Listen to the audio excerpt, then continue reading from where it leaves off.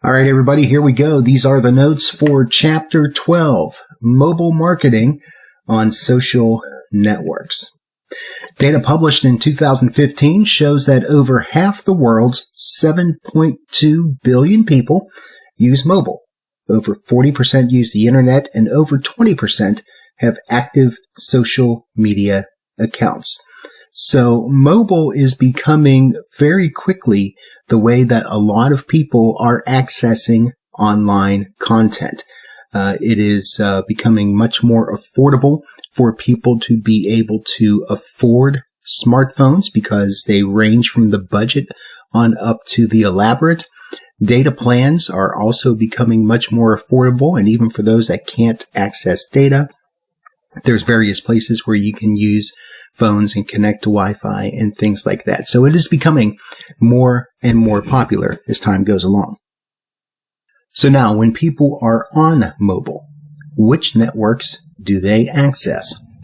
One answer is the same the world over: Facebook.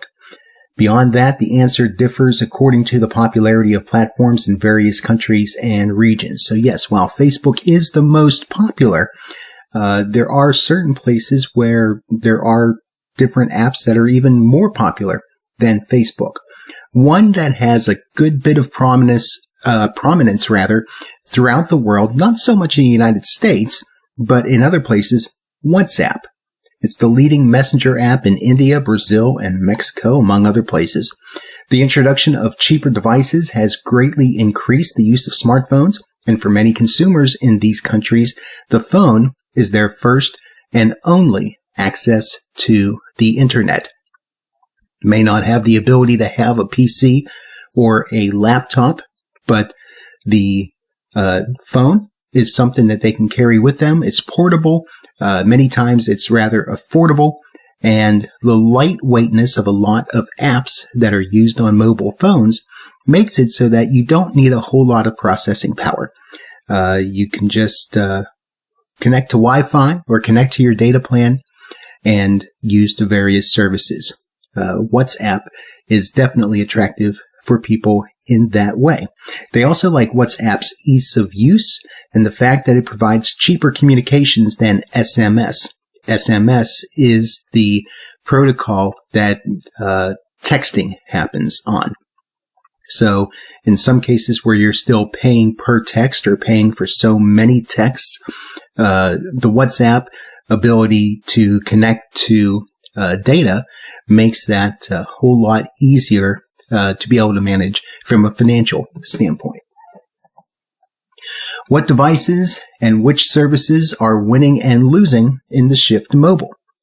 Well, 55% of mobile data traffic comes from video. So a lot of people are accessing video content on their smartphones. They're getting much more use, I should say, of watching video on the small screen and watching that video content on demand, no matter where they are, no matter what they're doing. Facebook gets 4 billion video views each day, with 75% coming from phones. The amount spent on mobile ads grew 34% in 2014, while advertising for desktops grew only 11%. Again, showing the shift of people going more towards portable internet media. Mobile advertising is still behind the curve, though.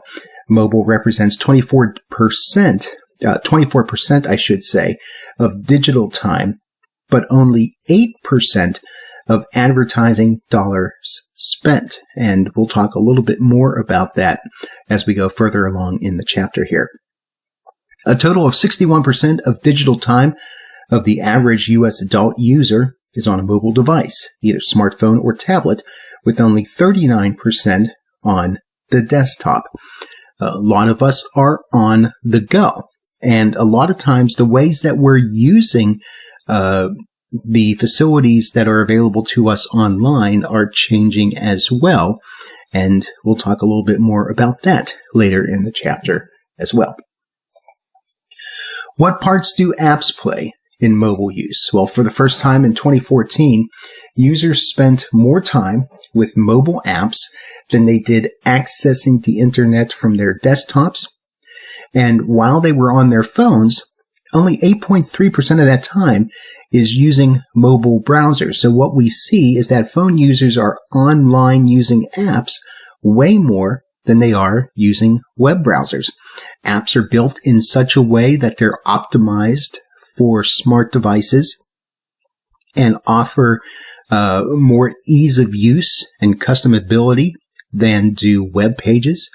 And the ways that the apps are formatted on the phone is a little more pleasing to the eye and easier to work with than what you might experience on a web browser on your phone. App usage has grown 76% in 2014, with shopping apps showing the highest growth. So the idea of being able to purchase things on your phone is becoming more and more attractive, kind of. And we'll talk about that as well. What kinds of activities do consumers conduct on mobile? Well, about 70% of both smartphone and tablet users are using mobile devices while watching television. They are doing various other things, including playing games and watching movies and videos. So the mobile device is helpful for us to be able to multitask. Not just with watching television, but a lot of times when we're out and about, if we're looking up things in the middle of a conversation, or perhaps using the phone as a tool for some other sort of activity that we are doing, it's become kind of a peripheral to us to be able to help us to multitask or to be able to just be able to do a whole lot more within different activities and different times and different things that we're doing. Our reliance on our devices seems to have permeated almost all aspects of our life. It's become a challenge nowadays to leave your phone in your pocket whenever other things are going on. When you're meeting with friends, when you're eating dinner, when you're going to bed, it's become an issue in some ways, in terms of the ways that we connect with other people, the ways that we live our lives. But it's also become such a valuable tool for many of us that it's almost literally become an extension of us. Let's take a look at things from the aspect of your personal brand and how that is impacted by mobile. One thing you want to do is ensure that your website or your blog is optimized for mobile. When establishing a website, use a responsive template, one that will display equally well on desktops and mobile devices. So if you're building a website or you're running a blog, you want to make sure that people can look at it on their mobile device and it be easy to navigate through and have a certain amount of visual appeal, and not just concentrate on what it looks like on a PC. One way to check and verify this is to check that your site measures up to Google's mobile standards. And you can use the Google Mobile Friendly test in order to help you do that. Another thing to do to mobilize your personal brand, create a variety of personal branding content. Viewers of your content are likely to watch a short video or page through a presentation on mobile. Mobile users may be less likely to read a document on their phones. So you kind of keep that in mind. What's the accessibility and the ease of that accessibility on different platforms that they're using? As we move more and more towards mobile, the size of the screen of many smartphones doesn't necessarily lend itself to reading certain types of documents. While people do indeed read things on their phones, The print and the page, like if you're doing an ebook or a PDF or something like that, may not necessarily be as easy to read. And if you've got all that text and you've got several pages of text, that's going to be less attractive to somebody that's on mobile. Pay attention to sharing and following on social media and subscribing on email. Give mobile viewers the opportunity to share and follow your work on mobile, just as you would on the traditional web. Where are your users? What are they looking at your content on? And that's something that you're going to want to keep in mind. If you do see that you have more and more people following you, looking at your content from mobile devices, you want to be able to make sure that your content is easily viewed, consumed on those devices all the more. Consider a low-key text campaign if you can get the contact information from your users. It's helpful to politely call attention to new content. So texting would be a way to let people know that you have new material available. If you have the means as well to be able to send out push content, perhaps through an RSS feed or something like that, or to use the various phone platforms, notifying your users whenever you have new stuff available is a great way to stay connected with them. Finally, double down on monitoring. Add to your monitoring regimen checking all of your content on mobile as you post. So it's not just optimizing your content and your layout for mobile, but you want to check and make sure that it actually does have a certain amount of readability, visibility, and appeal when people are accessing your stuff on mobile, just as much as it does on a desktop or a laptop PC. All right. Are consumers making purchases on mobile? So here's one area where marketers would love to see overall improvement. In 2015, Media Post quoted a study that found 26% of consumers who owned mobile phones making purchases on them, up from 23% in 2013. So there is an increase overall in people using their phones to make purchases. And we see that in 2018, 79% of smartphone users made a purchase online. And in that same year, during the holiday season, 40% of all e-commerce purchases were made on mobile. So while we're seeing an increase, it's still not quite where marketers and businesses would like it to be. The amount of shopping time on mobile devices has definitely been growing, with mobile retail traffic outpacing non-mobile traffic for the first time. However, purchases are not made on mobile. They're made through other channels. So what's happening is that many potential mobile purchases wind up becoming abandoned. And some of the reasons given, general uncertainty about the purchase, slow loading times, difficulty using the app site, difficulty typing in information on a small screen, complicated payment processes. All of these things take away from the experience of purchasing things on mobile. So a lot of times what happens is that the mobile phone is used to look up information, perhaps try to find out details about a particular product, find pricing information on a particular product, and they'll weigh those options and then either use their PC to purchase something online or go to a physical store and pick up the product. There's also the possibility with that aspect that some things are just being left on the table and people are not making the purchases at all.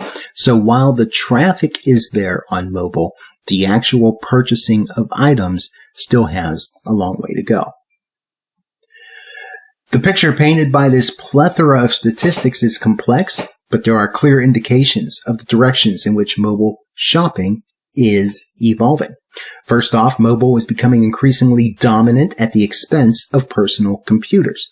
A lot of us are finding it easy and convenient to go online through our smartphone devices than it is to actually sit down at a laptop or a desktop PC. Social networking is an important mobile activity. It allows us to stay connected with friends and acquaintances and associates on the go, as opposed to intentionally taking time to sit at your desk. Communications are still more prevalent on mobile than shopping. Shopping activities tend to represent the upper part of the purchase funnel, which is the first part of the purchase funnel, the earlier stages of the shopping cycle, where purchases are unlikely to take place, but the opportunities for influencing the ultimate purchase are great. It helps you to be able to find out where the deals and the sales are. It helps you to be able to see what items are in stock and in what locations. So if you're looking for that immediacy of picking up a certain item, the mobile aspect has been a huge resource for consumers in that way. But because of some of the things that we mentioned earlier, actually pulling the trigger on making a purchase using your smartphone still kind of lagging behind. Now, purchasing is increasing. It's doing so slowly in the mobile arena, and it's still going to take some time. One thing that we didn't mention that some people may have issues with is the feelings of security about using wireless data and cell phone usage to be able to make those purchases, the ability to ensure that you're getting proper documentation when you're making those purchases, those sorts of things. That can also be a factor in why mobile purchases are not higher than what they are. Now, the likelihood of a mobile purchase varies significantly from one product category to another. Some of that could be, again, because of the need of the immediacy of the product. Some of it could be because certain products appeal to certain demographics, and different demographics may be more accustomed to shopping on mobile than others.